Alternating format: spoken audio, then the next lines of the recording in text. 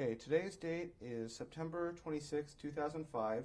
We're here at the Las Vegas Club in Las Vegas, Nevada, interviewing James Willis Robinson, otherwise known as Bill Robinson. On camera is Russell Nakaishi, on audio is Roy Hatanaka, and interviewing is Stephen Wasserman. First off, I want to start by thanking you a lot, Bill, for coming in and allowing us to interview you. It's my pleasure. Now, can we actually begin first? Can you state for us your legal name, your birth date, and where you were born? James W. Robinson, Jr., 6117, Palmyra, Maine. Great. Now, actually, I know you said you had a couple stories you really want to tell us, some good ones. So I figured, why don't we start with that, and then we'll kind of move back into some of the other stuff. Well, I had quite a CO, Marty Higgins, as you know, and things that went on that were unusual. And one of them, that Cleffer sale, we got trapped. There's only 9 of us that got out of the platoon. And we're coming out, we're in the open, the Krauts are in the woods. He stood up about 50.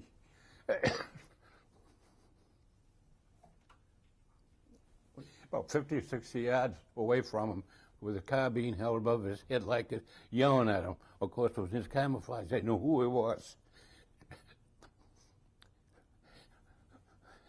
So that saved us. They stopped shooting us to see what he wanted. We got down. We're down, and I said, all down. Good. He shoots the crowd, and we took off. That's the kind of a CO he was. It was unbelievable. Now I got to doing that. I'll tell you one that you might enjoy. I had my buddy, Desha, that we had been together, same home, so forth. My wife used to say after the war that we were going to sit each other out talking. We were actually that close. Higgins had taken him as an interpreter, and I hadn't seen him for a month. It was in Sellerstedt. I was walking one way one night, and I met he and another guy coming the other way, and he had a jug. So we got rid of the other guy, and we're standing there sipping and talking and enjoying ourselves. And the Germans let go with a railroad gun from the other side of the Rhine. It blew us in the ditch. So we laid in the ditch and finished the jug. That's what we used to laugh about that all the time. So I have some good memories, some bad. Yeah. Great. Well, thank you for sharing that. Actually, if I can I actually take that from you, just in case of, it might be making a little noise. Oh. But I'll give that back to you. Yeah. Now, I guess, stepping back a little bit more, let's talk a little bit about your childhood. Could you tell us a little bit about your parents, like, their names and, any family history? Father's name, same as mine. My mother's maiden name was Ruth Deering. She was very one-sided, slightly prejudiced. So she didn't come to my wedding because I married a Catholic girl. I'm serious. Pastors, thank God, I never had so much fun in my life. And he was very musical, gifted musical, never had any lessons, could sing, play the piano.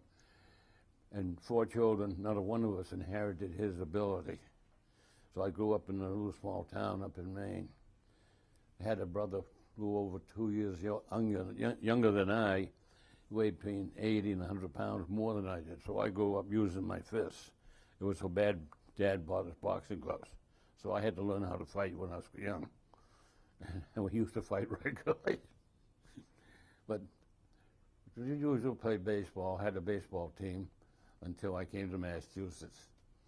I came to Boston to go to Boston University, met my wife there, and that's why I never went back to Maine.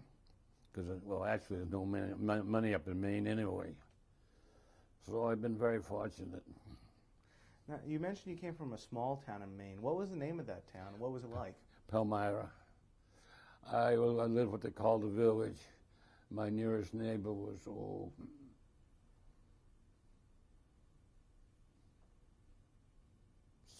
500-600 yards away on both sides. And it's a very, very small town. One little store, a sawmill.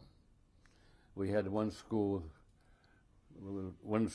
building, one teacher, 50 pupils, and a lot of us went from there to MCI, a Baptist prep school in Pittsfield. Very high standards, like I never had to take any entrance exams at college and so forth.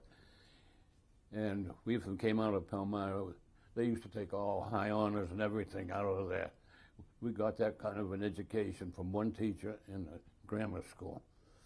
And I don't understand why they have these problems today educating kids. Because if one teacher can teach 50, why can't one teacher teach 10 today? So now you're mentioning Palmyra. Like besides, since you're in this class, I mean, can you describe the classroom? There 50 people all at one time, or? There were 50 in one room, a round stove in the back, seats, a bench, tie-down seats, and one teacher with a nice long rod, and even better, a long strap, so thick and that wide, and it left the imprint when it hit you. And it also left the imprint on the teacher. When Clyde moved his hand, and she swung at him, she hit herself. But actually, the teachers were dedicated, and you got a good education. I was very, very poor at grammar. Always have been. Languages. I took French 1 year in the prep school. The second semester I started, the French teacher kept me after class one day and told me not to study so hard. She'd give me another 70 if I promised not to come back the next year. And when I was in France, I was the only one in the company could make myself understood, and I can even write enough so I can make myself understood when I got northern France when a dialect changed. So I retained enough of the French nouns and verbs so I could get by. Came in handy, bread, cognac, so forth. But as I said, when the MCI, that's a very, very high scholastic standing in prep school. I don't know what it is today. It was a Baptist school. The town had to pay $100 for whatever high school we went. Like Newport, $100 tuition. So they paid $100 for us, the MCI. Then my father had to pay the $200 additional for each one of us that went to MCI. And I said, history, math, I never saw a math problem, algebra I couldn't solve. English, you had no idea how bad I was. Fortunately, I got an 84 every semester, all 4 years, because my English professor was my track coach, so it paid off. So after that, Dad got crushed behind his truck in a gravel pit. So I had to stay on the farm for almost 3 years before I could come to Boston to go to college. And then as I went to BU, met my wife. Never went back to Maine. So after your father's accident, I mean, how did things change, in the family? I mean, you said you had to stay on the farm, but like, how different was it? It was just that he wasn't able to work or anything. I did everything. I had a brother, but he had infantile paralysis. So that's why I can't use my hands to repair, because I did all the bull work, and my father and my brother did the repairs and so forth. And it shows up today, I just very clumsy with my hands. So what kind of work was this that you were doing? On the farm, we used to raise potatoes. I can pick my 100 barrels of potatoes a day. We raised potatoes, string beans. You'd have a maker of string beans, and you pick those and take to the canning factory. We raised corn, sold that, and raised peas. The peas, you just mow them and truck them into the factory where they shell and can them. So corn, potatoes, peas, beans, plus the old Yankees were really very intelligent. We had apples the year round from the two orchards, if you can imagine that, on one farm. And all kinds, like blueberries, blackberries, cranberries, raspberries, you name it, we had them all. So actually the kids growing up in the country, they eat much better off than the kids in the city, because you have your gardens, your vegetables, you have all the fruit. And every farm has its fruit. So as I say, we were lucky growing up that way. So now how big was this farm? I don't know. Just roughly, in terms of acreage. 200 acres maybe. I really don't know. Part of that was woods. So that's where I learned to use a rifle, which came in handy later on. We'll get to that in a second. Now, I know, how old were you when your father had his accident and you had to take over doing a lot of the work? Well, I've been doing work from the time I was driving gravel truck. Went from construction job when I was 13. Then, of course, at 16, I had to go get a license. But you go up on a farm, you work. Soon 8 or 9, about 9, I'd say, I used to back the truck up to haul the hay up in the mow. So that's why I learned so. And we used to teach everybody to drive by taking them out on the ice in the wintertime. And so everybody learns to drive very young. Now, I know you mentioned a little earlier about hunting. How old were you when you started hunting, and what kind of game did you guys hunt? 8, 9, 22. Used to try to get partridges with a 22. Got a couple feathers once, but that's all. Then I had a shotgun. Killed a rabbit with that. Oh, did it cry? So I didn't hunt any more rabbits. So had a fox once in a while, and a deer, so forth. I never got a deer. But I didn't do that awful much hunting anyway. I was too busy. I had my own baseball team, so forth. Can you tell us a little bit about your baseball team? Well, I was the first baseman, leadoff batter, because I could get on base and steal. And we played, and I was a track man at MCI, so I wasn't allowed to play baseball. And we played the varsity and beat them. So the following year, my catcher and one of the pitchers all played for the varsity. We had to beat the varsity team that game. The kids grew up in the country are good athletes. I thought they were the best until I came to East Boston and saw the kids there. God. I used to be known as the Red Sox Guinea Scout in the 50s. Joe Dugan, the Yankee Scout, christened me the Red Sox Guinea Scout. 3 of my league players I gave to, they played for the Red Sox. You've heard of Tony Canigliaro, the one who got hit in the head, and Billy Canigliaro, Johnny Iannelli. That's why I was called the Guinea Scout. No, I was lucky. My wife liked children, and we always had kids around the house with my son. She fed 21 boys one Saturday. That's a lot of boys. Used to fill the car up, take them to the open air show. I finally got asked what the story was. I told him these were kids that couldn't go to the movies unless I drove them. So he never charged me after that. So it paid off that way. But growing up as I did, in the city, but almost a bit close out to the country. And so we were lucky because we could do everything: swim, baseball, football. And the first generation, in this case for battalion, are always very good athletes. We had tremendous athletes there in East Boston for a few years. Now, since I know you were talking about, a lot of the first generation Italians in the area, what was your family's ancestry, and do you know anything about any of the family history, how they came to the U.S.? It was so long, have no way of knowing when they came over and so forth, because there's all these buildings up in New Hampshire. See, the Robinsons were carpenters, and I've been in some of the buildings up there were built with my ancestors. They even had the hidden rooms and everything. Have you heard of the Indian shutters? You have a hole in the framework. You stick your finger in there, it goes through, and it's an elm board. You pull that right across the window. So I can't shoot a fire arrow or arrow in. And around in the fireplace is a little entrance, and you can get in. And even though the house burned down, you're inside of the concrete, so you won't get hurt. The old Yankees, they were clever.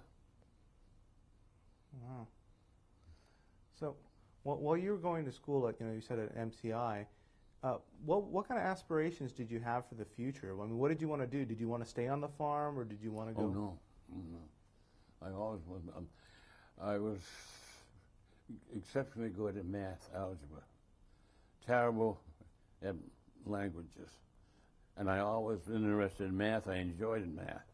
So I always wanted to work something to do with math. Now, that's why I ended up doing federal and state income tax for a group of utilities. And I had my own tax business on the side. So, you know, when you graduated from high school, where did you go study with mathematics? Oh, I had to run the farm there for 3 years. Then I came to Boston University. Undergraduate degree in what they call business management. Then I started graduate work, specialized taxes. Took some tax work at Northeastern University. Then I went to work, small accounting firm. Then I went to work for one utility, out of a group of utilities. I was employed by all of the groups, and I did their federal and state tax work for not quite a few years, good many years. In fact, I stayed with them until I retired.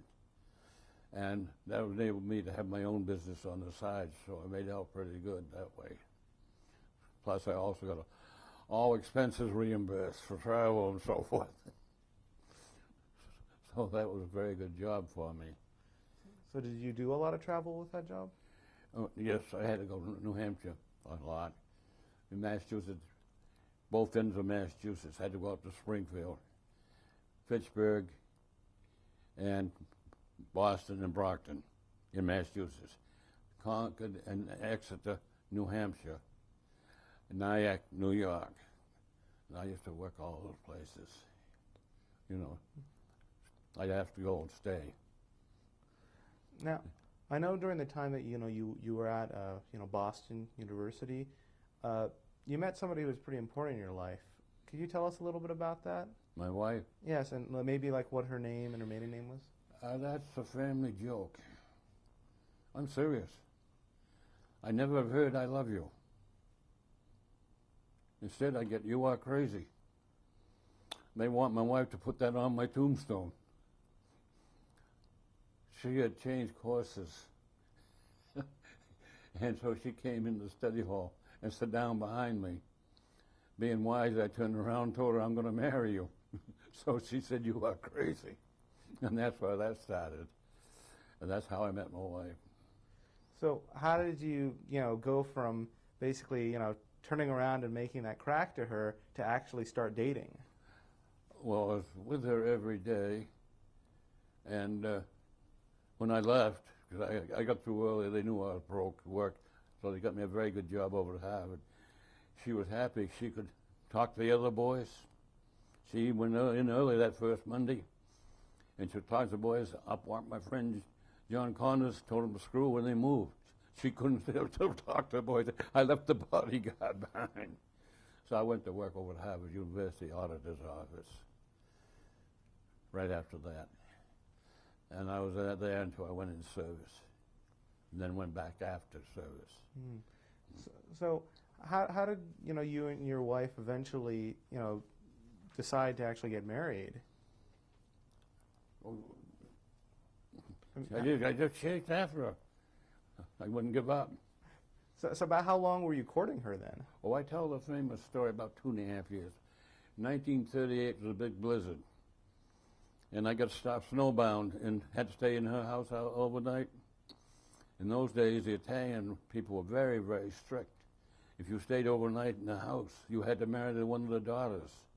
I had no choice. They only had one daughter. So we went through 2.5 years. Mm. And the father told me when I went down, told him I wanted to become a Catholic. He didn't believe me. He thought I was a Catholic. Then he asked me if I believed in the Catholic. He said, oh, good, you believe in the Catholic religion? I told him no. I said the only difference between the two religions, no, I'm serious, is in silent and oral confession. The prayers are the same, everything. Most people don't realize that. So did you actually become a Catholic? Yes. I don't believe in two religion, one family, and it's so close.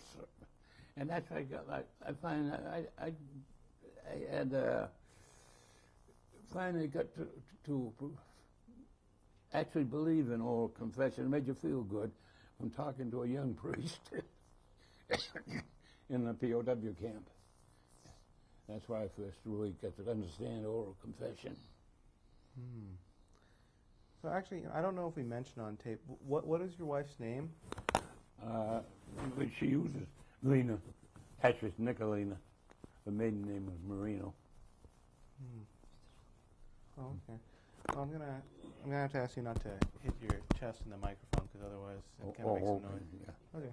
Yeah. Okay. So let's actually move a little bit forward. So now you're working at Harvard, and you've already gotten married to Lena. You know, December 7th, 1941. Can you tell us, starting in the morning, what was that day like for you? I was watching a football game when the news came over. And of course, everybody listened in for the news. That's all you did. And of course, you knew what was going to happen. Now, originally, I was deferred to work at Harvard. Was so important, pushing a pencil. So it took me 9 months to get in. My wife had never forgiven me, but in the town where I grew up, every boy in Palmyra went into service, except my brother who had infantile, and my cousin who was yellow and red, went to work in a dairy, so he didn't have to go. Every boy in that town, and they got cleaned out too. They went in the Marine, South Pacific, an awful lot of them. So that town, they did a job on that town. Me, I was the lucky one. So then can you tell us about what you did for volunteering? I mean, like, did you have to go to a particular place to volunteer? No, I just kept arguing. Then they took me and sent me down to Camp Blandon, Florida. That was the rifleman. But I was in the original company, Intelligence and Recon. The only time I fired a rifle was I went out to the range, laid down. They put a cadre put 3 rounds in your rifle for you to zero in, and then they put a full clip in 8 rounds, and I was skinny. Very skinny, and so when I laid down, all the straps you had on and everything, I was lucky. They stopped me after my 7 rounds. They called from the pit and wanted to know who was firing on such a target. I had put 7 rounds in the cover with a palm of your hand. They're still looking for the 8th round, thank God, because if the 8th one had gone in, I would have ended up being a sniper, and snipers don't live long. So I was very lucky there. So I'd had a 22 from the time I was a kid, and so weapons came easy to me. And naturally, you very seldom. The only time you ever put a rifle to your shoulder is when you're laying down. The rest of the time you fire from the hip. So, while you're at Camp Blanding and you're doing, the special recon training, can you actually describe what was some of the specialized training besides, obviously, your rifle work? Map reading, evaluation of the enemy, all the aspects of it, terrain, so forth. And so how long was it? Was this, after your basic? No, that was my basic. And as I said, I didn't fire the rifle for that one day. We were the first company trained. They couldn't, it was unbelievable. They couldn't march us over a mile. And that was with a pack, light pack, nothing else. And the general, he was an old guy, always was always around watching us, so forth, because we were. And that resulted in one of the most painful, one of the funniest things I've ever seen. He was always addressing us. And you know how you stand at attention and they come put arms and they take the rifle? Came down first, because I was the first to be up. I was 4th platoon. Came down to us, and a couple of 3 men to my right had been, and they came to Kentucky. We had drilled him because he was clumsy as hell. We had to clean his rifle for him.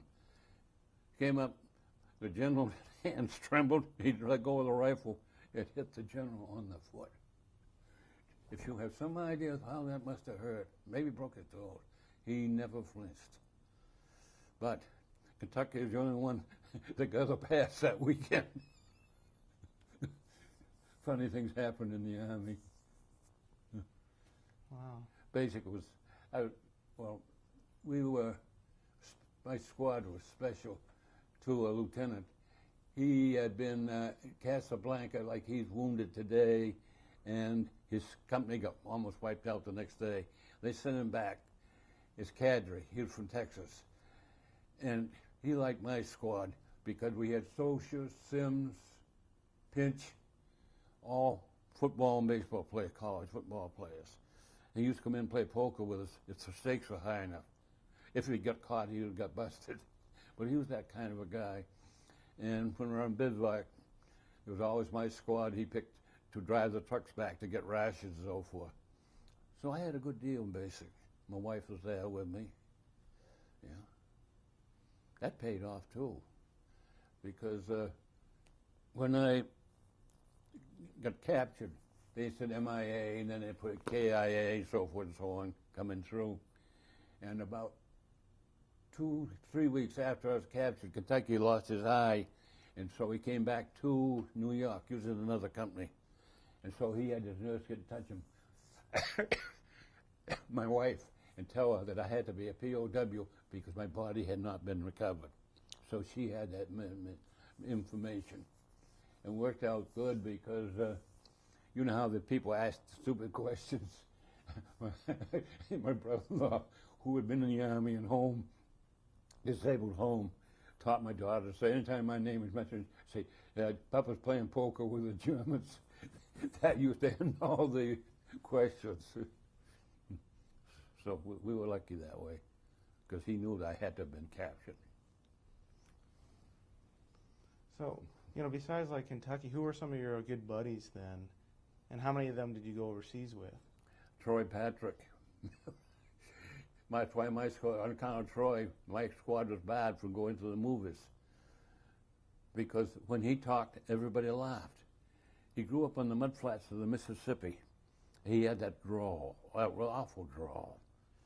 And his mother died in childbirth, and his father sent back to Ireland. His grandmother came over and reared him. He had that drawl and a pure Irish brogue. You can't imagine how funny it was. And he could roll dice like nobody I've ever seen. I didn't dice, I don't know how. But he, walls, rugs, they always won. You can't imagine how, they didn't want to roll dice with him, but you can't keep somebody out. And he used to win all the money in dice and then come lose his OS playing poker. So it worked out pretty good. Okay. So, you know, right before we took our break, Bill, you know, you were talking, you know, about, you know, a lot of the basic. Around what time did you actually, you know, get notice that you were going to ship overseas, and where did you go to, you know, embark? Okay, we sent home for a week's vacation, report to the Pact of Henry, Virginia, and shipped over from there. So and landed Orphan, Italy. So did you guys go over in a Liberty ship, or what was the ship that you guys went over on? It wasn't a Liberty ship. It was a good ship. So about I was in a special outfit, so I went over the sick bay, which means I didn't get seasick in the middle of the ship. So what were you doing in sick bay then? What were you doing there? My company was a special company, and that's why they put us. See, we were the first company ever trained, I&I. And so, of course, special, they started everything. So did you guys have any kind of like duties while you were shipboard? No. So what did you guys do to pass the time? Played cards, so forth. Make any money then? I don't remember. So when you guys arrived in Iran, what was that like? I mean, can you describe to me what the harbor looked like? No, I can't remember. And I was glad from Iran.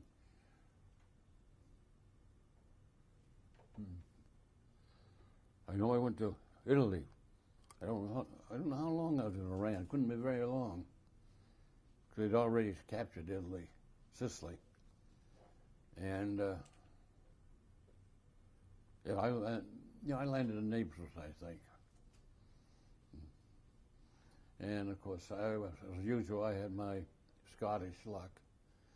There's a little town called Avellino, and I went there, asked to see what candy that was, and go talk to that Italian, or the linemen were there. Go talk to that Italian over there, speaks English. So I went and asked how to get to Canada, and he told me to walk about 5 miles. He said, going to see, and I told him, Louis de Lowry. Oh, you must be Antonetta's Alfonso's son-in-law. Your wife's name is Jean. She said, Sunday, once or twice a month, on Sundays on a month, you go up to Wilmington to meet Aldo Moore. He said, that's my brother. See, I was the only non-Italian in the whole family, so he immediately knew who I was. And so that set me up. I had connections. I'd go into the Naples to get some wine, jugs of wine. I'd hold up my fingers how many jugs I want. He'd go down saw and get me the good stuff. And I'd put the lid on the bar. He'd take what he wanted and push the rest back. They were that honest with me. So I was lucky that way. Wow. So did you get to spend other time with, the family out there? I used to go down and visit the family, yeah. And the uncle kept a good eye on me because I wasn't used to wine. And that wine, you can get drunk on it, but you don't get sick. There's no preservatives in it. And it is good. And he was a wine merchant anyway. He had the big vineyards and so forth. So I had a good deal there. They even gave me the name of a girl in Naples. I went up to cousin's fiancée. I went up to see her. She was waiting for, she got a girlfriend to come over who spoke English. So I talked to them. One thing a girlfriend says, don't go out with the girls here in Naples, they're all sick. I mean, that's the way they treat you, perfectly frank. And they said they introduced me around so that I could get my wine, bread, whatever I wanted. So I was very, very lucky. Then I was on limited duty. See, I was on limited duty. I was hospitalized later for 5 or 6 months, hospitalized and limited duty. I had the use of a truck, too. Contrary to what the Navy says, we used to steal 3 loads of lumber from the Navy depot in Naples for the Army. You have to know how to operate. You bribe a paisan, and after you get him bribed, you don't bribe him anymore. You just keep on taking. We finally got caught once, so we stopped him. And this Navy officer said, he asked us, what do you want? What are you doing here? Oh, we need some lumber for the Army. You can't have any lumber from here. There's not a stick of lumber gone out of this place in how many months? And we've been taking 2 or 3 loads every day. Oh, I know, either did 8 or 10 cartons of cigarettes we got per load. Do you know what a pack of cigarettes were worth? $2. We get 8 or 10 cartons, and I'm dumping all the money on the uncle. And he was getting madder and madder at me. See, I was getting American money. And if I turned it in to Italian, I got 100 lira for a dollar bill. Give it to the uncle, he'd get maybe 300, 400 lira. Like a $200, you'd get at least 1,000. A $5 bill, which I had 1 or 2 of my wives sent me, God knows how much they got for those. So you never turn any of the money into the Army. You turned it into civilians. Everybody learns how to operate. The only crooked people I ever saw in Italy were the Army officers.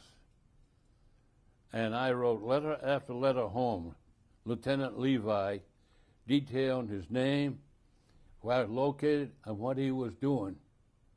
And the censor erased every bit out of the letters. And Lieutenant Levi was robbing all the GIs coming out of the hospital, including me. I had to sign for a new uniform when I came out of the hospital. I refused. So I came in with a uniform to the hospital. One of my buddies had gone, he got back a shirt that had a hole here. It looked just like where he got hit. And that's what he was, the paisans are cleaning our clothes, but when you come in, then he was issuing them back to you as new. That's Lieutenant Levi for you. And I wrote, oh God, I was mad. And they censored it out of them, every letter that I wrote. I said, officers are corrupt. They cover up for each other. So, now I know you were in the hospital. I mean, what were you in there for? I got scraped here, and an infection got in my eye. And so I was hospitalized on account of my eyes, which meant I was ambulatory.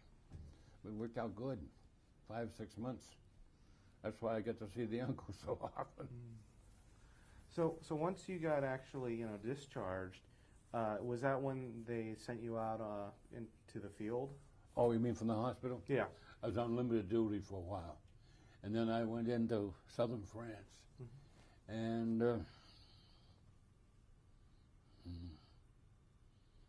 God, I don't know where I joined. It was before Bruyères. I don't know. We never learned what the towns were or anything. In front line, you don't know where you are. So, can you tell us a little bit about, which outfit did you join and which company? A Company 141, the Lost Battalion outfit. Yeah. So when you joined up with them, I mean, how did you join, like, as a group or as replacements? A group of replacements. You just come up. And Higgins looked at my spec number, INR, your first scout. Which in a way was lucky for me, because I'd grown up in the woods and so forth, and I knew how to move, so forth. And I could go through the woods without making much noise, so forth. And you learn, people never did learn, the Krauts never learned. When they set up an ambush, they never realized that the trees, leaves, are 2 different colors, one side.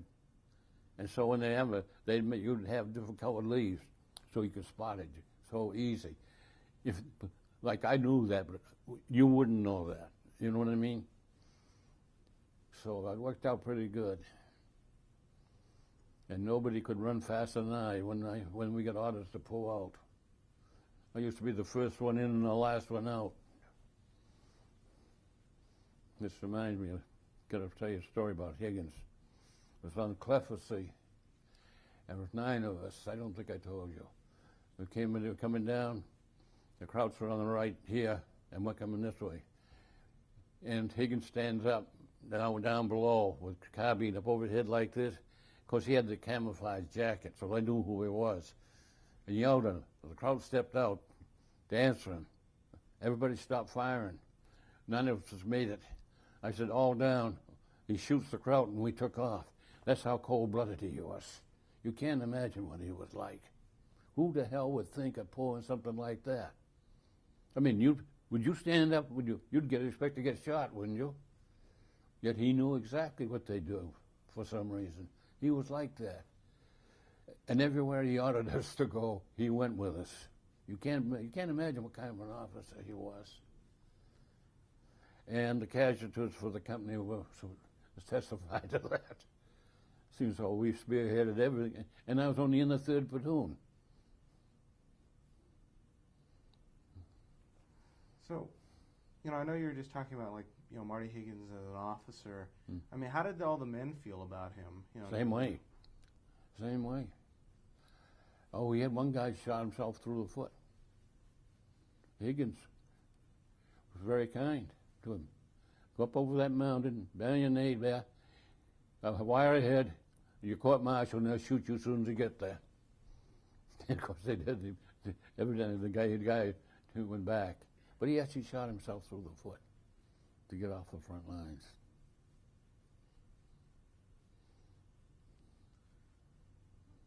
So how would you say morale was then in A Company? Good. Very, very good. Well, you had buddies, and you're so close to each other. You can't imagine how close you get. And in the POW camp, you get close. And nothing is too sacred to do.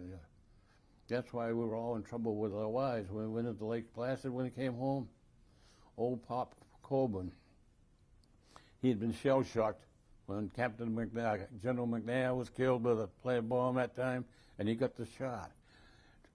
But later on, he got concussion and never got treated, so he was jumping so much. He would hear planes coming in at night, a couple of minutes before any of us could. And he talked and talked. And so we all went to Lake Placid, went home, about 10 of us. And there was his wife. Every one of us went up, put our arms around her, kissed her, and said, "Hi, glad ass." And my wife wanted to belt me.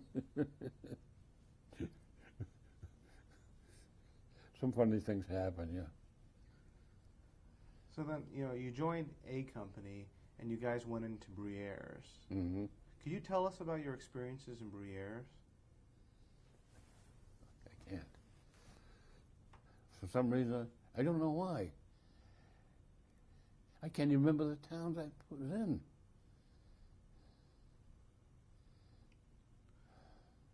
How about right after Bruyères, when, A Company and the rest of the 141st moved forward, what happened then? The only thing I remember is Sallerstadt, and that was a good story, something good. But the others, I don't remember. I have no. Oh yes, I remember today a couple of days before we got captured. Came up on the road, and I was on the run. This guy, I don't know his name, but let me go first. So automatic, you do, because you know he's got something in his mind. And we're going up like this towards the monastery, down in the deep gully here outside, and that's down. That's a safe way. Over the side is deep gully. That goes straight back. And he said, "So when I say now, dive in the ditch." And we dove to the ditch. We crawled forward. There's a culvert, and we went through the culvert, and there was that much room between the side of the monastery and the mountain. We went around the back, came in the back way, and I came in. I happened to hit where the chap where the altar was, to the left, where there was this passageway out to the front of the monastery, where the civilians were. So I went through there, came up, and just, 3 or 4 Krauts there, that's all. So we got them without doing any shooting.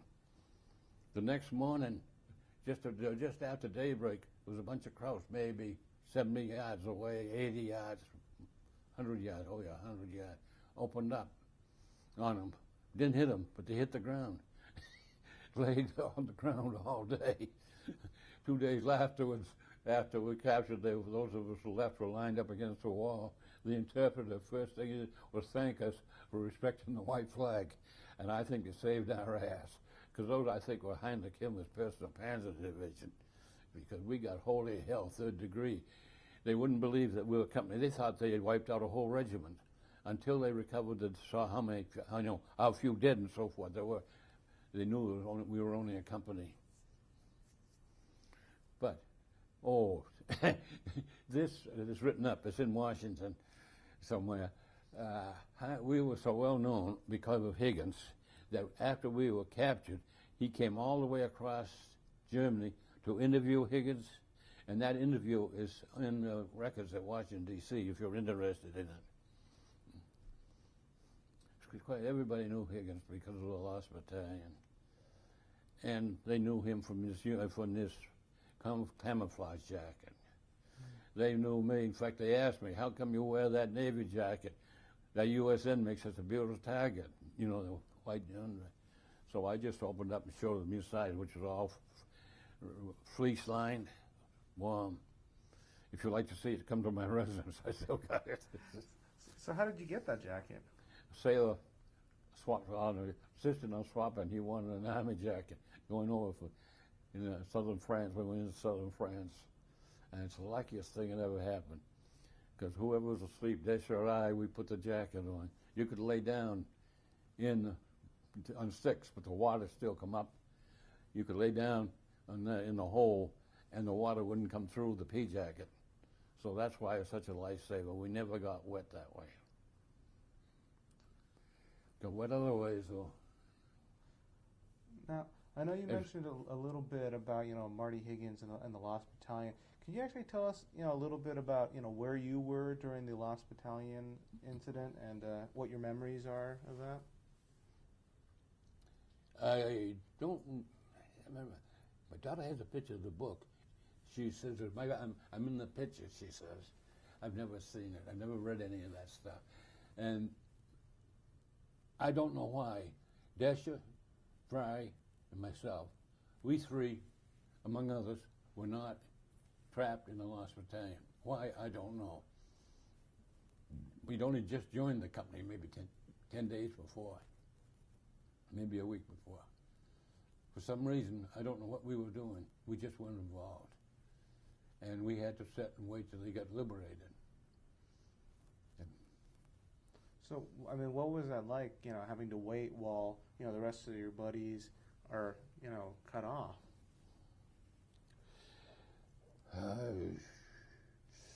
You just don't know.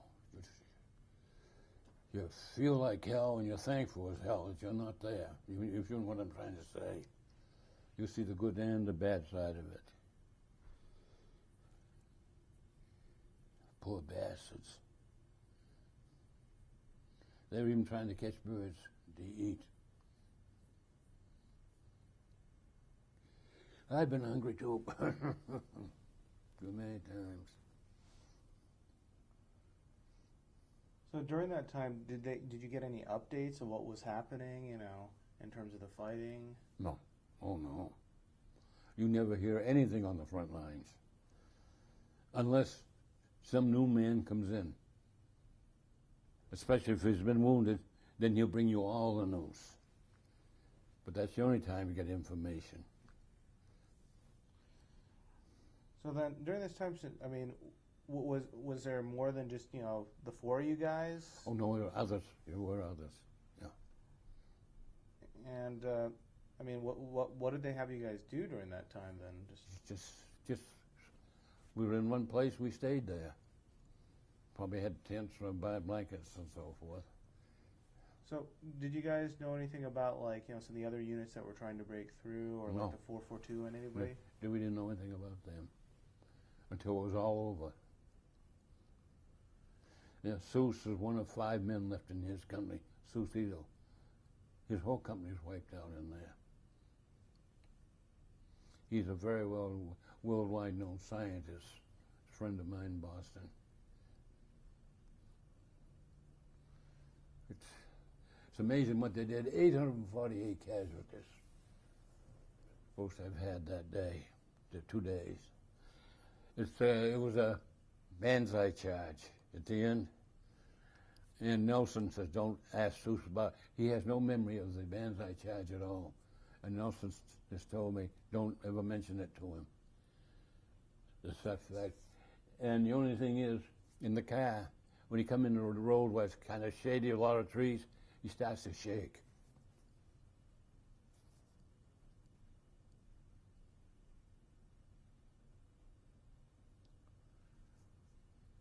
So when you were actually out at the front, did you actually, have any times that you actually met anybody from the 100th 442? No. Had you even heard of them at all? No. See, the front line, you don't have any, you're not, and believe it or not, you're not afraid. You don't have time to be. You're so damn busy that you don't have time to think except what you're doing. That's the only way I can put it. The only thing bothers you is the shelling, and boy, you hate that. Artillery is bad, but mortars is worse.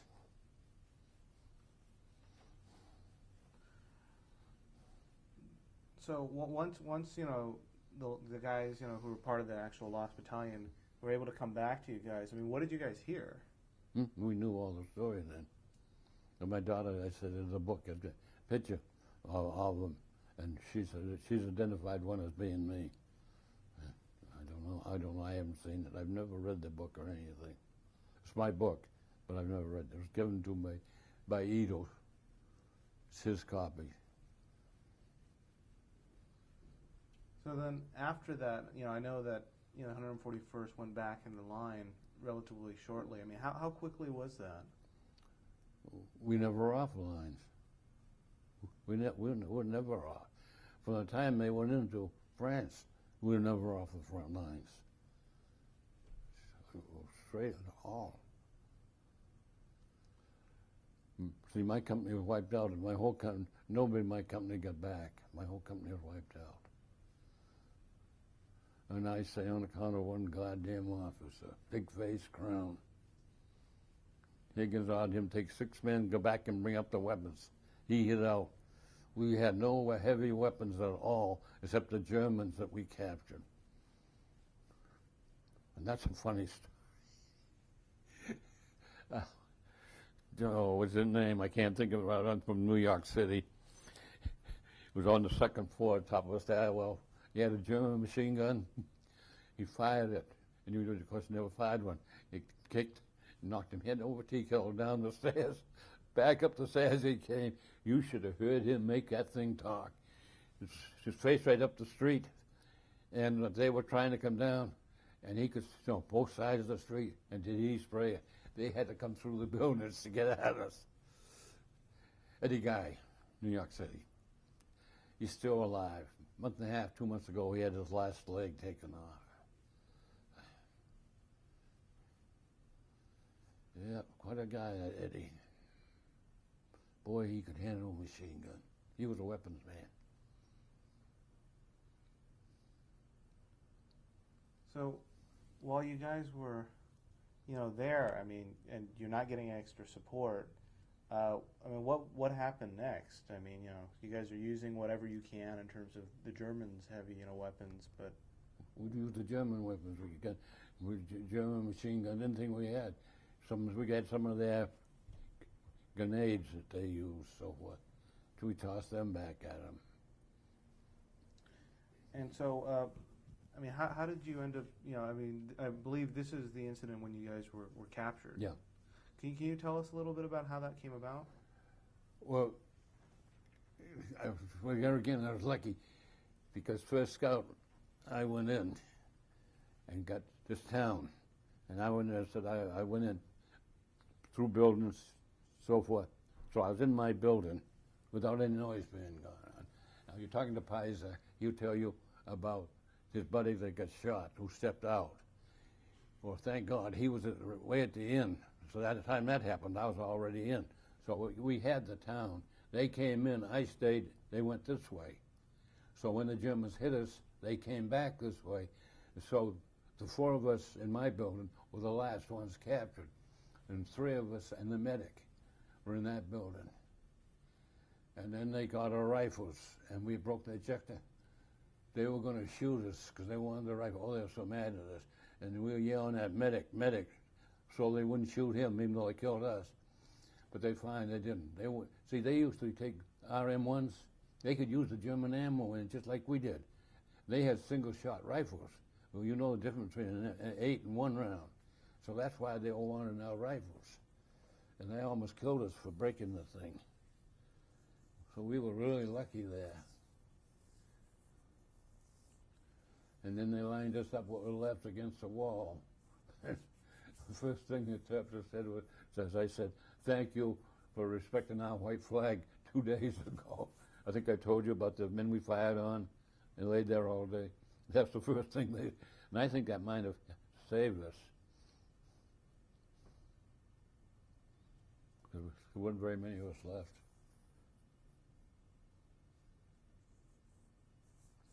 I never thought Higgins would surrender. I don't think he would have if he hadn't been stunned. A shell hit him, I guess. It didn't explode. And he was pretty well shook up, bruised and shook up. And I think that's, dizzy and so forth. Otherwise, I don't think he would have ever surrendered. Dropping us about 30 or 40 yards beyond us. And that's how we got back out of cliff. See, that's how 9 of us made it. That's how accurate those mortars are.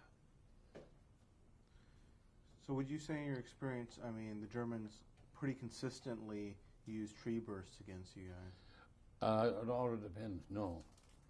Tree bursts only when they knew. When the tree bursts, only when where trees were. And even then, maybe they didn't have the tree birds to use. So, continuing on a little bit with, what you were talking about. So, you guys had just been captured. I mean, what happened then? I mean, after they lined you up at the wall, and, you guys know that, you're in their hands. They gave us bread and a little wine. Then they marched us to the capital there. Oh, I forget what it was. And everything was good until we got back in the rear echelon. Then they stripped us. All except one old bastard. Took my wedding ring, took this ring, and took my wallet, took the money, saw a picture of my wife and I and my daughter in the middle, a baby daughter in the middle. He put the ring in my pocket, way down, patted it, leave your ring in here. That's how good he was. So you had good and bad. And once a week in the POW camp, be a stud on the roof. We'd lower a guy out and he'd go out and get the loaf of bread that some civilian had thrown to us. I like the German people. Italy, France, and Germany, I like the German people the best, by far. So when you say you like them best, I mean, besides them actually throwing the bread to you guys, I mean, were there other incidents that, they showed you guys some kind of, compassion or help that gave you that feeling? The mutual respect. And the best example was when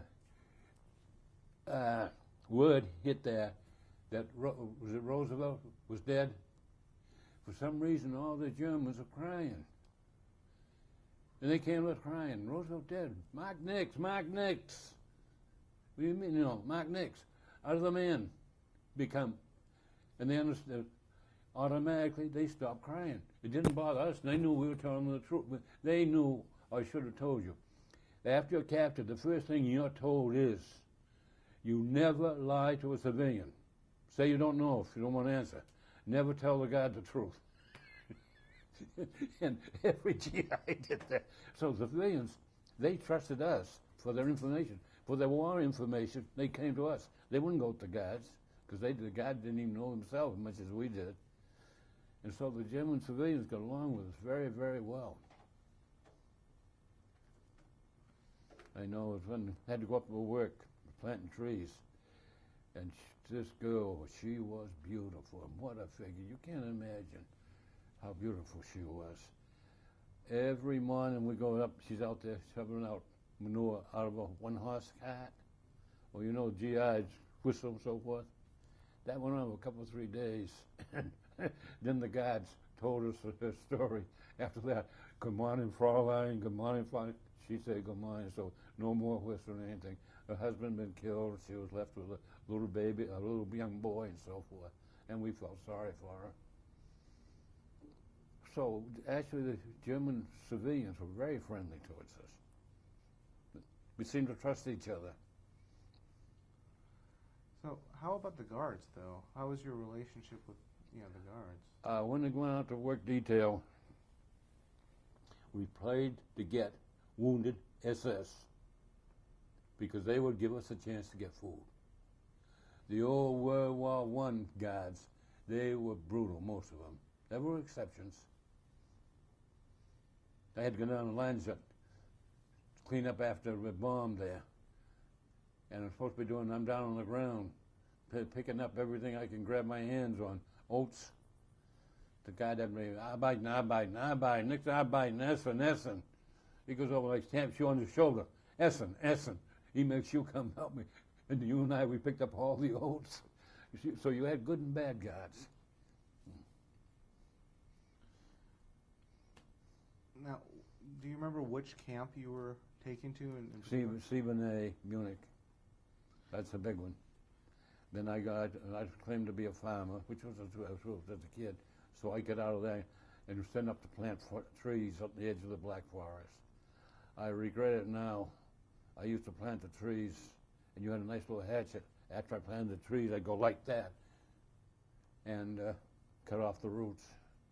I wish I hadn't done it because all those trees, most of them had died. I shouldn't have done it, but I set a record. I couldn't go into the railroad yards in Munich. I dumped a railroad engine, big railroad engine. I dumped it 2 times in 1 week. They had bombed the Munich railroad yards on a curve, and of course it's a deep hole. So automatically, I became the guy went down to do the bottom work.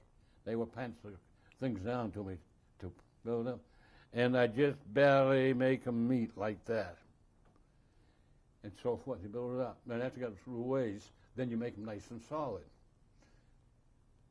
perfectly solid. When the engine's around, the thing will collapse, and the engine will go right over. See, I dug up rock walls and so forth, made rock walls at home, so I know how to handle the rocks and stones. So I dumped 1 engine on that curve twice 1 week. I didn't work in the railroad yards after that. They knew it was no accident. I worked in town. So would you say, the railroad yards experience, and also, with the roots of the trees, was this like a form of resistance? Yes. So just spite. And was this something that you guys coordinated together, or was it just something you did yourself? It's the trees, myself. The railroad yards, no, I had help. They knew my buddies knew what I was doing.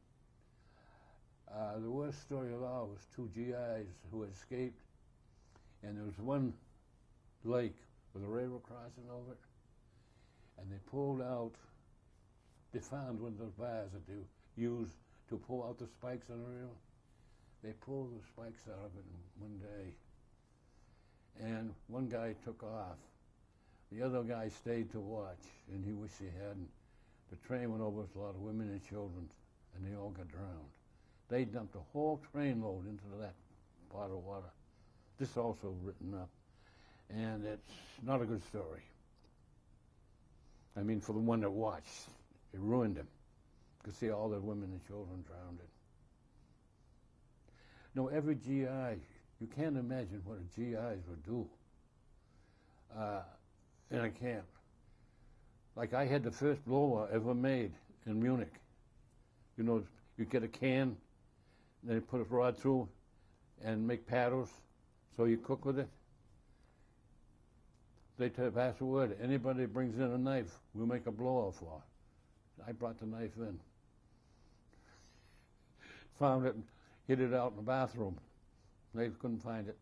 Last thing before we left that day, I took it and put it up, took my pants down, shoved the handle up, and left the blade down here, thin piece of wire.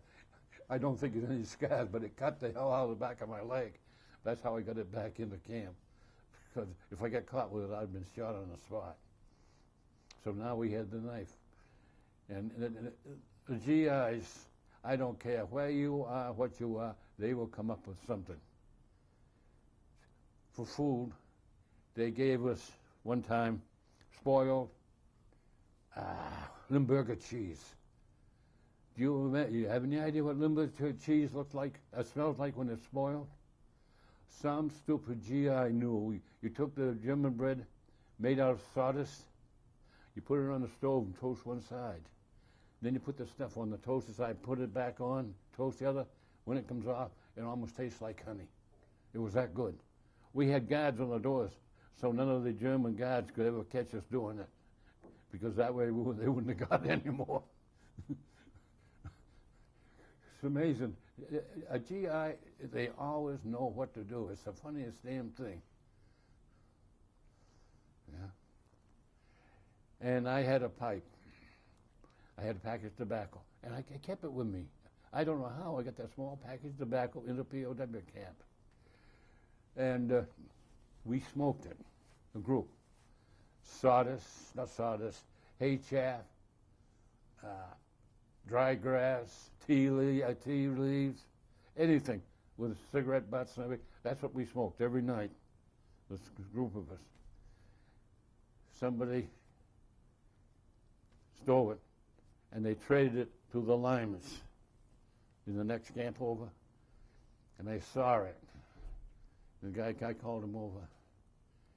I said, "Who gave that to you? You sold that to you." He said, "Tell me, what do you want? Just tell me or tell somebody else. Which one of us gave you that?"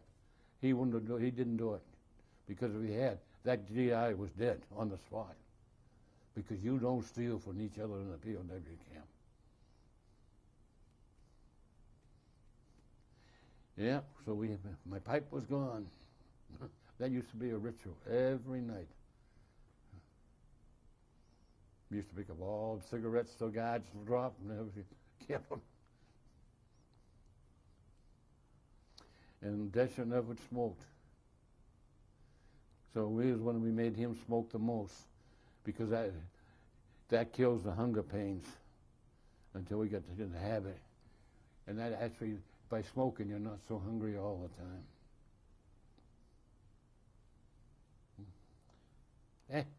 You do what you have to do. Yeah. Now, going back a little, I know you mentioned how you smuggled in the knife. Mm.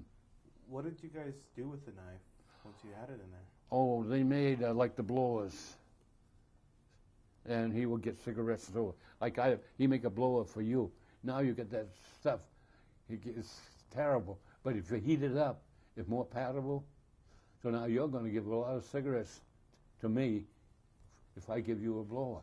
And that's why they wanted the knife to make it. I said, everybody knows what to do. And to show you what the Germans were like, they had this tea. A few drank it. It was hot in the morning, but a few drank it. It was up there. And I had this long underwear, gray and purple. And I must have had it on for 5 months anyway, because now it's in the spring. I took and put it in the can one day in the morning. Then late in the afternoon, I took it out, went out and rinsed it out, brought it back in. And that was purple and gray, and now it was pure white. The tea bleached it right out. So nobody ever drank tea after that. So how long were you a POW? Only 6 months. I was lucky. I was heavy. I weighed 85 pounds when I came out. I weighed 125 probably before I was captured. So I'm not used to drinking out of the bottle. So how were you liberated? Tanks.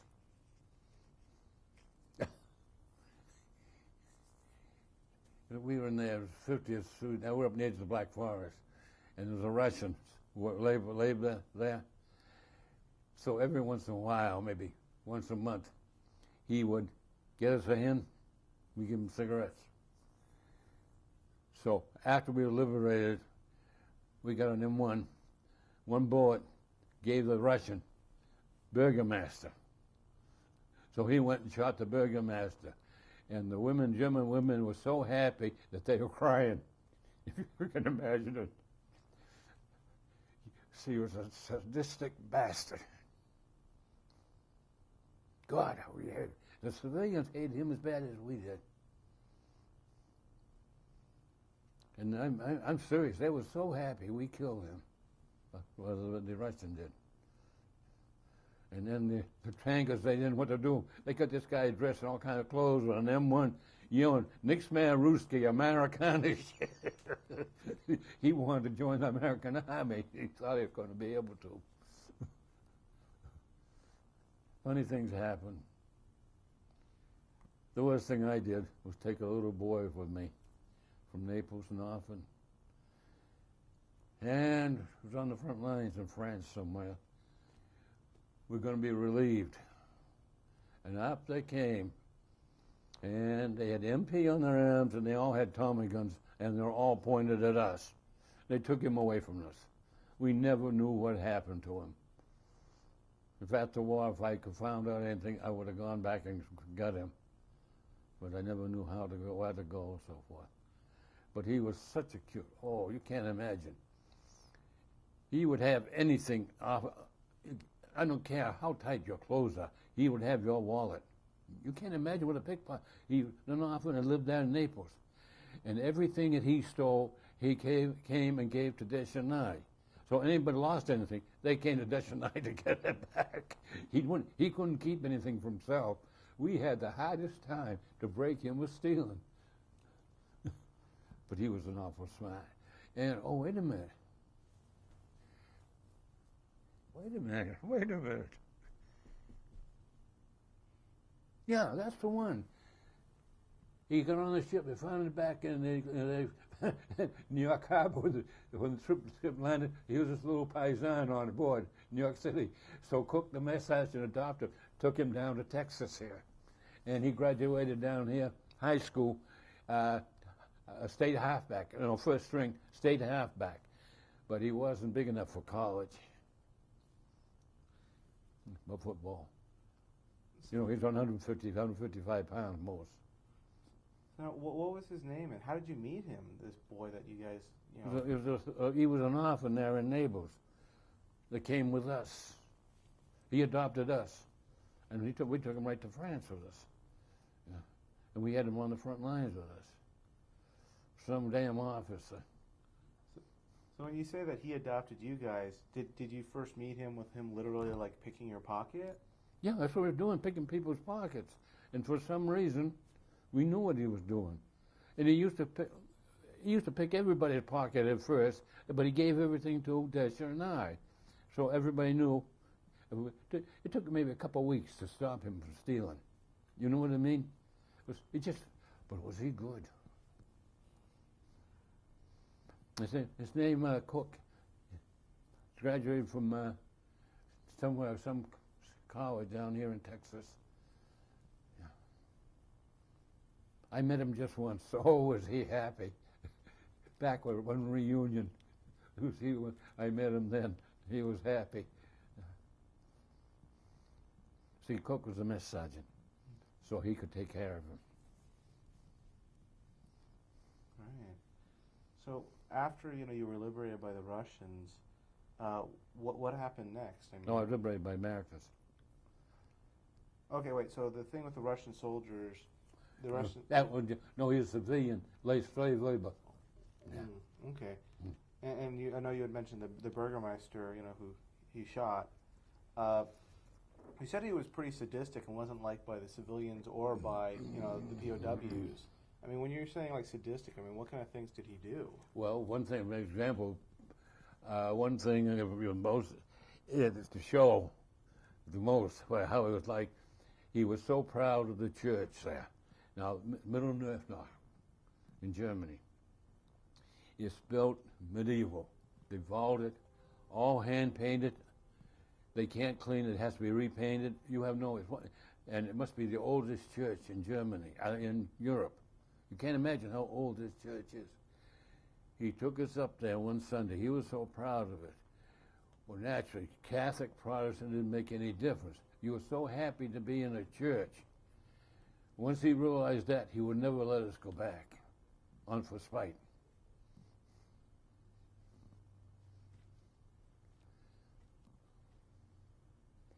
Oh, I do have a funny story that happened. Quiet on the front lines one time, and word came just at dusk, for dusk. You go back 50 yards, every third man, there'd be church service. So I became the third man. We went back, and just a quick sermon. Then the chaplain said, well, those of you who want to see communion, please come forward. Do you know what that meant to us, to see communion on the front lines? We did. Then he said, if any of you are Jewish, you please come forward. I happen to be a rabbi. That's only the beginning of the story. I wrote that to Al Dietrich down in Texas. He writes out the 36, what do you call it, book, monthly book. And he published it with my name, so forth, and A Company 141. It was read off in some special Protestant church meeting, big one, on a Saturday in Ohio, at which my buddy Kentucky was attending. So I told him that I was his buddy.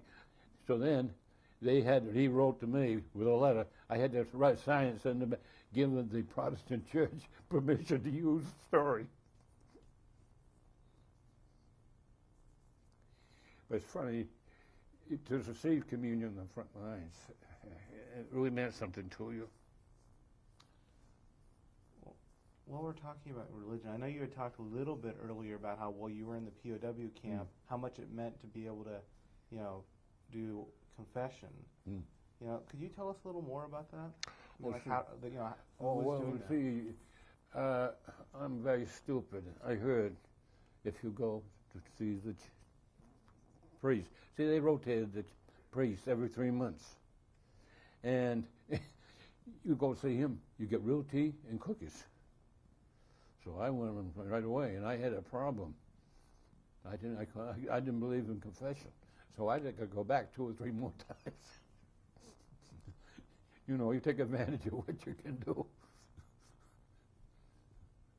Then the priest, no, I can't say what I was going to say, but no, I can't say it because it's on tape.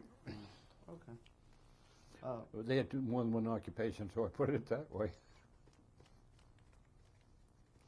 By the way, after I came home, Father Thomas came to me, says, I understand, Bill, you were a very good boy while you were in the POW camp. Capiche?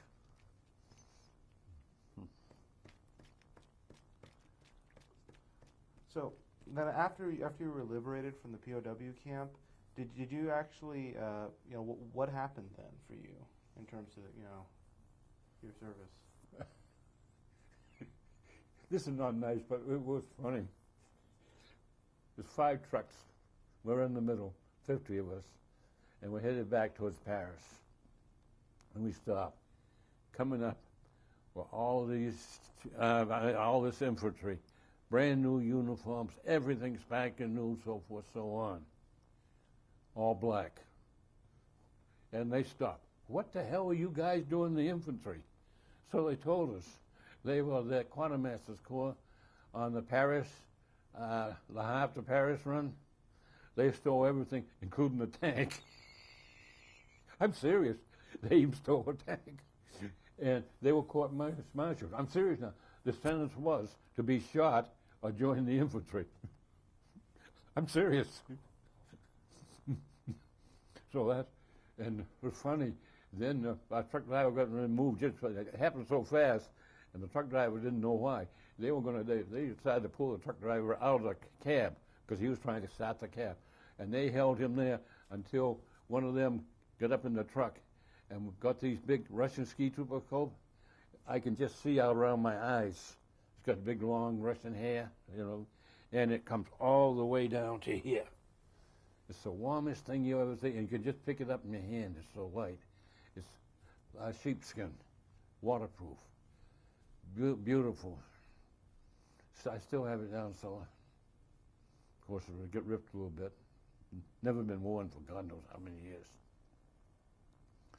But those soldiers made sure that every one of us got a jacket.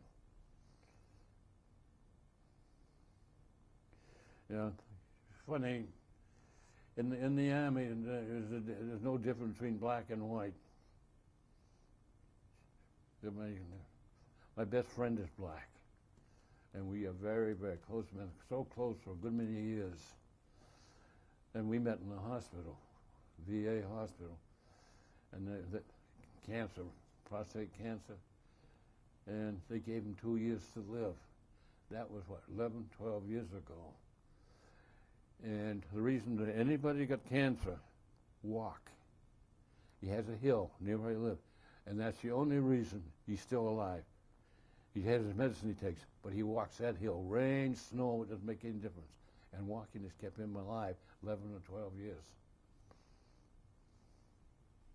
He likes my vegetables. He can't have any garden, but he got an awful mean streak in him. January and February, he calls up and tells me how good my vegetables are. He freezes them and then makes soup out of them during the winter. Yeah, he and I are very, very close. That's the story, if you remember my digress. He grew up in Georgia. The only school he could go, and only 4th grade. He's self-educated. His cousin lived in the other side.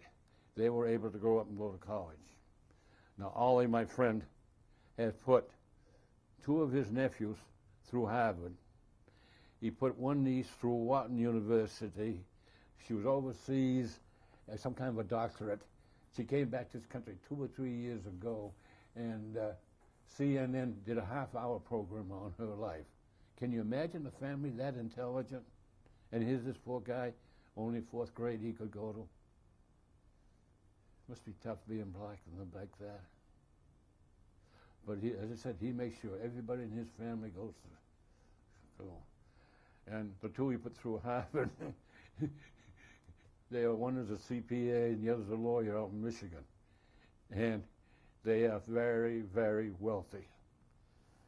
One of them getting married another 10 days in Boston. It's a big, big church wedding.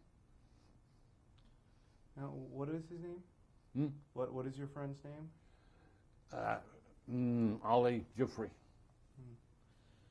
And his hands shake like that. He has a disease that only white men have. His grandfather was white.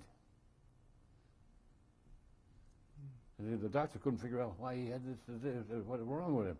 And finally told him, only white people have this disease. And then he told him my grandfather was white. He's an awful nice chap. My wife, my daughter, my son, they all like him. He really is a nice chap. Some town in France near the border, and there's a tank sitting out in the yard. I was just getting ready to work on it, and I happened to glance out this way, and there stood this woman on the sidewalk, pointing up to me and motioning like that to the tanker. So I dropped the bazooka, grabbed my rifle, and I had a perfect shot. I put her around through both knees. She was standing sideways, so I had to go, I got both knees, I couldn't have missed. And of course, she went flying. That's the best shot I ever made. I didn't want to kill her because she wouldn't suffer this way. She suffered the rest of her life. And I'd do it again to her. Anybody does something like that. She's standing around in the open. If I hadn't have got her, then the tanker would have got me. They didn't see her. But that was a beautiful shot. You move quick when you have to. So right after, since she was signaling the Germans, right after you shot her, I mean, did they just pass you guys, or what happened next? Oh no, I missed the tank, and he took off. He was afraid of a bazooka in buildings is bad for a tanker, if they're up close enough. And he was in the courtyard. So I missed him, but he knew I was there. So he didn't know whether I had another bazooka or not, because the bazooka would go right through a tank. Until they came out with the special ones towards the end, and they had drop shields. You couldn't even get to knock off the tracks because they put drop shields down over the tracks, so you couldn't throw a grenade and you knock the tracks off. The tank is stationary.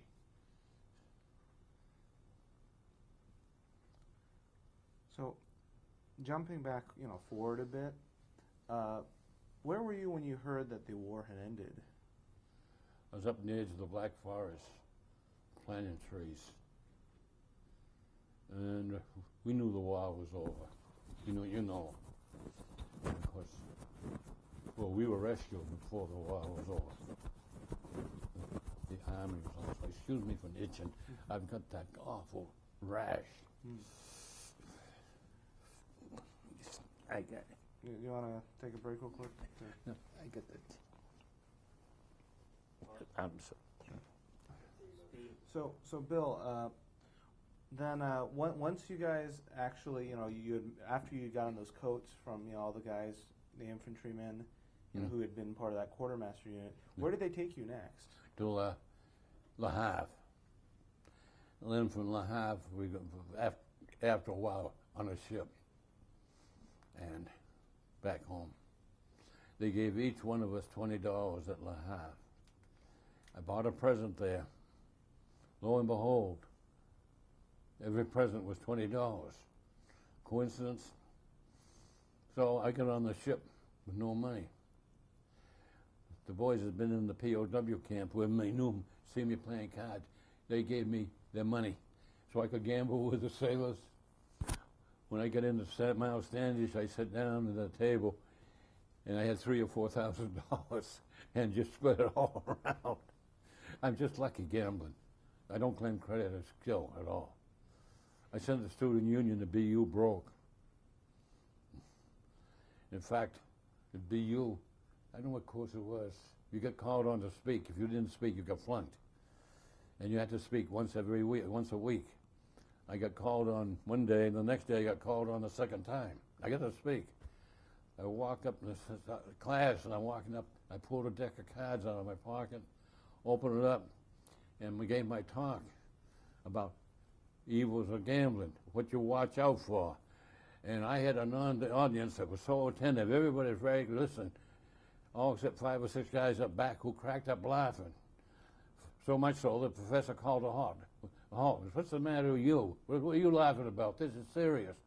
They yelled back, why don't you ask him what he was doing before he came in here? I used to gamble all the time. Then my wife got mad as the devil because I came home and gave her the money.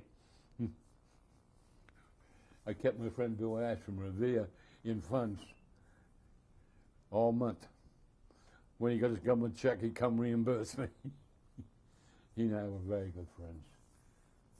So when you were on that ship and you made all that money with all the money and you guys spread it around, I mean, how much did you end up with? I know $50, $100. I don't know. I just dumped it. You know, the whole bunch. Maybe 200. I don't even remember that much.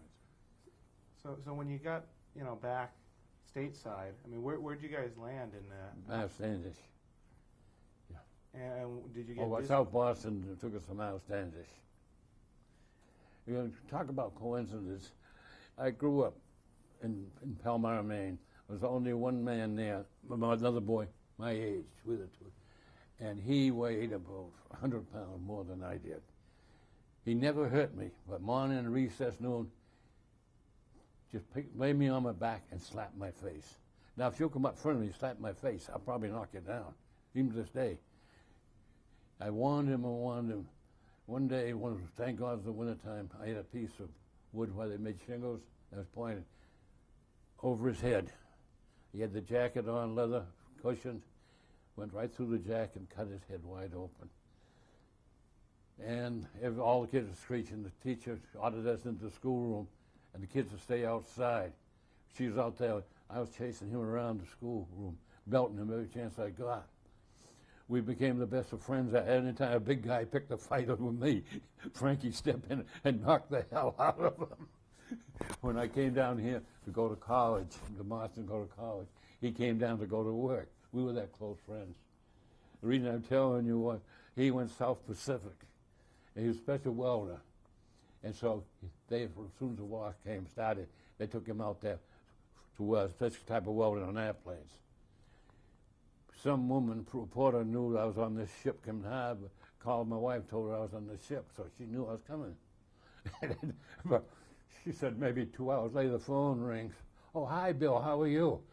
This is not Bill, this is Frankie. We got back to Boston the same day. What a coincidence.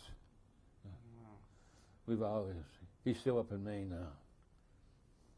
So, your wife heard about it ahead of time. Did she actually meet you when you actually got off the boat? No. What was it like when you first got to see her?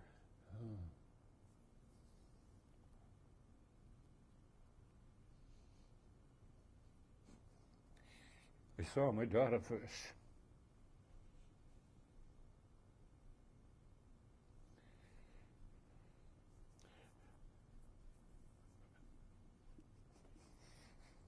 Sorry, I'd never expected to see Jean again.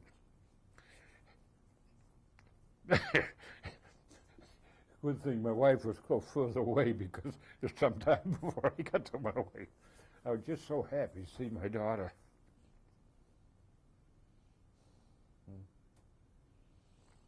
Yeah, she was a cute little girl.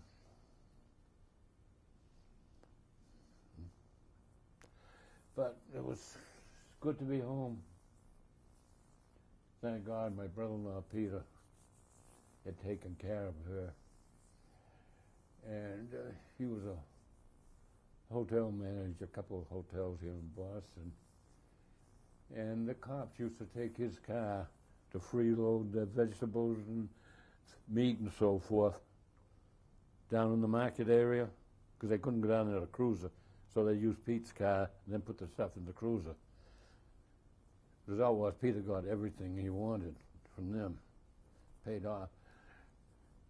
I was dragging my leg. I couldn't walk too much anyway, so Lena wanted to go shopping. I'd go park on Washington Street, and she'd go in Jordan's, whichever store she wanted. Of course, there's no parking on the street. And soon a cop would come. Move. No, I got to wait for my wife. Move, or I'll tag your car.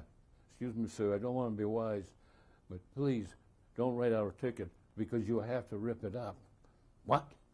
Yes, my brother-in-law's car. This is my brother-in-law's car. Peter Marino, Hotel Avery. Oh, okay. Anything you wanted, because his car I could get. But nothing crooked had ever done. Yeah. But it paid off. No, the cops, there's some bad ones, there's some good ones. I had one detective. I got to know him because I was old Charlestown Bridge. Cops tried, I was in second gear because you had to stop. I'm in second gear, he stopped me for speeding and held his hand out. I told him where to go and just took off. I went into East Boston Police Station and I must have been flying. I ended up with this Detective Fawcett and I was really yapping. I was so mad. When he cooled me off a little bit, he says, wait a minute, then he got on the phone and called Charleston. Get that cop in. You should have heard what he called that cop. And the gist of him at the end was, if somebody offers to do something, you take it. But don't you ask for anything more. That's how I got to meet Detective Fawcett. And it paid off. You know, kids get in trouble and they wanted it reported. I'd call Detective Fawcett and say, would you be out time, can a kid come see you? And whereabouts? What's his name? He'll tell you. I never gave him a name. And then he'd say, and then the kid would go turn himself in. And they came back and said, I didn't know anybody could kick me in the ass so hard. But he straightened out an awful lot of kids. You can't imagine.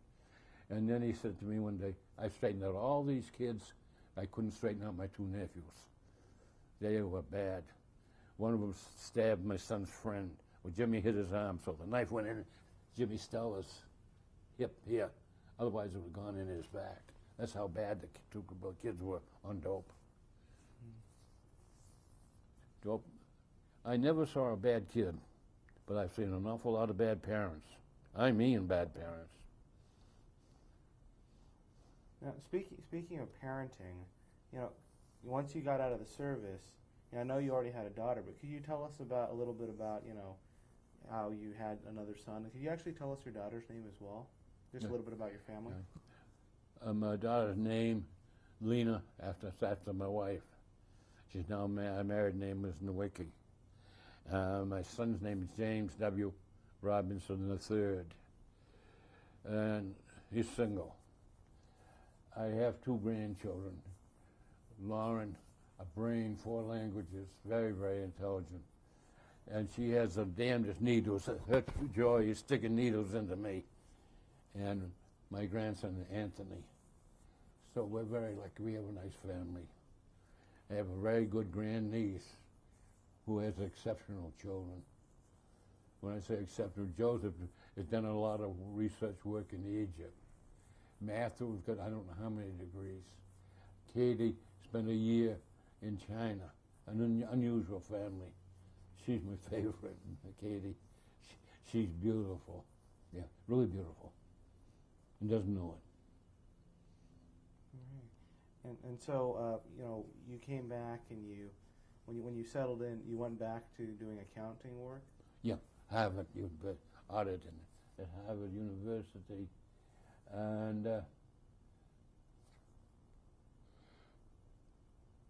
when I came back, and I didn't want to go back to my old job because it would force my brother down. because I had set up the internal audit department inside of the auditor's office, and that was an audit of all disbursements, whether it's from scholarship funds, so forth and so on, or whether it's through vendors. All of those were audited, petty cash, everything. So I told him I wanted to do costs. So I went to the maintenance costs. And I stayed there until I went back. I wanted to finish up college. So I didn't, my health was not that good, and I couldn't work days and go to school nights. So I quit work and went back to finish up school. And after I got through school, I worked for a accounting firm for a very short time, and then a very small company. Then I worked for a utility, Brockton Taunton Gas Company, took over their tax work, and then took over all the tax work for all the Kenny Group utilities in Massachusetts, Concord and Exeter, New Hampshire, and Nyack, New York. So I did all those. That's what I did all my life. Plus, I had my own tax business on the side. I'm good with figures, very bad for writing. I can't write. Oh, you might want to know this, too. I was one of those GIs that couldn't talk after the war. You've heard about us, haven't you? And the government got smart. They put 30 of us in a room with a professor. And, of course, you know, we just sat there. That's why we started talking. And after a while, after how many months, maybe 6, 7 months, he said, you know, I've created Frankenstein here. I've got you guys to talk, but I can't shut you up. It worked. Because we couldn't talk about anything, even to each other at first. I was so bad, I had to learn to talk over again. I lost power to speak. See, I had an awful bad head blow. I never had any treatment, and I always thought it was that. And I was god-awful lucky. I was hospitalized in Fort Knox with my knee when it went completely. And the doctor there spent a lot of time teaching me to talk again, and it wasn't funny. I had to pronounce the first letter of every third word. That's how we got to talking again. And he used to play ping pong with me, sort of make me get on my knee. And he wouldn't let them, the doctor wanted to operate on this knee. He wouldn't let them. He said, rebuild your muscles. I've never had the knee operated on. That's how lucky I was. I've been lucky so much, so many different ways.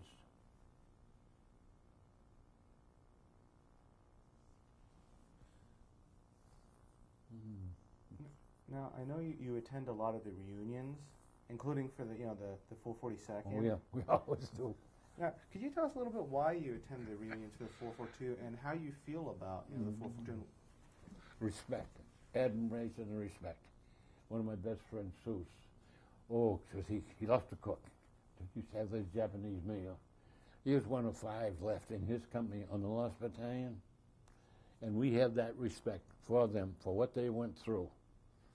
And this is something I just found out myself. You've heard about banzai charges? Did you know why they yell banzai? To keep the line straight coming up, so it doesn't get pockets formed. I never knew that. Nelson just told me this time here. I knew they yelled banzai, but I never knew why. And so that for what they did to us there, and what the goddamn government did to them afterwards. You know what they did to them after they rescued us, didn't you? Sent them down to northern Italy to take a mountaintop that we hadn't been able to take in a long, long time. And they got the hell shot out of them in Italy. You didn't know that, huh? Go check it. What's his name, that bastard? The one they wanted to court-martial. Hated him. He never had any use for the Japanese Americans. General, the one the Texans wanted to court-martial. General Walker? I think it was Walker. That the Texas people tried to have him court-martialed after the war. I think it was General Walker. He hated the Japanese Americans. No credit, no nothing. Well, you know the Lost Battalion? 8 years after the war, I'm talking to Marty Higgins. That's how he found out it was the Japanese Americans rescued us. Does that tell you what prejudice was? Never mentioned in any way, shape, or manner that they were involved with the rescue. That's a prejudice against them by this Walker. We were rescued by American troops, period. That Walker, they should have shot him in Italy. He and Major Fry. Damn it. Major Fry had, I don't know if his twin brother or not, but they look so much alike that they got him in Rome, and they broke every bone in his body they could break without killing him. He was the one that had charge of the MPs at the vault in the valley. He used to ride around in his Jeep at night, and there were cornfields, put his light on. If he saw any GIs, he'd shoot them with a machine gun. That's what his joy was at night. He's the one, he got busted prior to being charged there.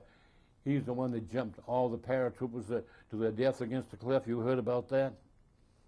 He gave the order to jump, and they were all getting against the cliff. And the flight sergeant stopped the jumping. He tried to have the flight sergeant court-martialed for stopping the jumping, and he got court-martialed himself and busted down to major. He was general. Yeah, when the army came back from France, they thought they were going home. They came back with just 2 machine guns. They threw everything else overboard. They thought they were going back to the States. They went down by the Rapido River, down in the Milk Valley, set the machine guns up. Fry never dared go down that area again.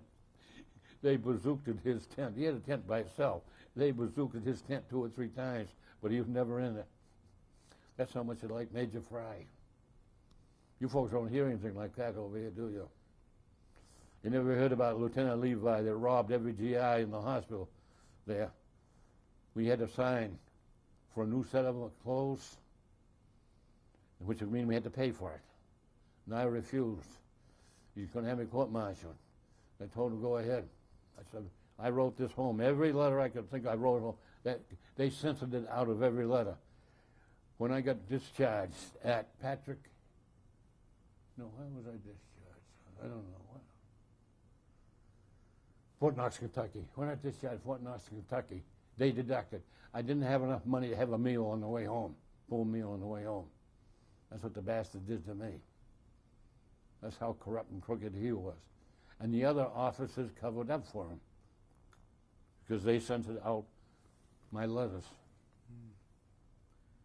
Oh, well, you got bad officers and bad men. Yeah. But I guess on the positive side, one thing, since these interviews are being used for educational purposes, I guess my last question for you would really be is, what would you like, future generations of Americans to know about what, Japanese Americans like the 442nd did during World War II? I'd like to have them understand the thinking, the bravery of the Japanese Americans, irrespective of why, because they were gung-ho, every one of them. They did not have any deserters, slackers like we did. Every one of them was gung-ho. And they were the best troops there were. Nobody was as good as they were. And I hope human generations will understand it and also respect what they did. Because the rescue of Lost Battalion, that was unbelievable. Remember, other American soldiers had tried to get in to rescue us, but they were the only ones that could, and they just walked straight in. And as Sue said, what he remembers, and by Nelson, the shrubs were so thick. You went through, and they shot, the crowd let you go through, and they shot you in the back, because they couldn't, the brush was so thick, they couldn't get you on the other side. So they just let you come through, and they get you in the back. And it's unbelievable. And I never knew, as I said, the banzai charge is so they can keep the line straight. They are the best soldiers. Nobody can touch them in any way. They had incentive, shall I put it, incentive because they were so discriminated against. Their parents, they came out of concentration camps. They say internment, they were concentration camps. And the reason they were put in there, ask, if you ever talk to anybody, or any of them, ask them, did they ever get paid for that property that's stolen from them? That's why they were put in concentration camp, so that people could steal that property out there. I'm serious. They lost all that property. If they hadn't been for wanting that property, they wouldn't have been put in concentration camps. I mean, that burns me, you can tell. Greed is a terrible thing. You can see it everywhere. But they were, was a Truman, the best fighting force that this country has ever had. I think it was Truman said that, President Truman. But they were unbelievable. And they're all, the funny part of it was, they are so short compared to us, yet they carried so much equipment. We never did, but they carried so much equipment with them. Well, we were lazy. We carried as little as possible. Oh, well. I've been lucky in a good many ways. And I'm especially lucky to know some of the 442 men. We've become very close. I'm hoping next year they have another reunion in Hawaii. We made 2 of them out there. We're hoping for one more. But they're probably holding California, I guess, next year. Well, on behalf of the Go for Broke Educational Foundation and the Hanashi Oral History Program, I want to thank you very much, Bill, for taking out this time to talk with us. I've been a pleasure.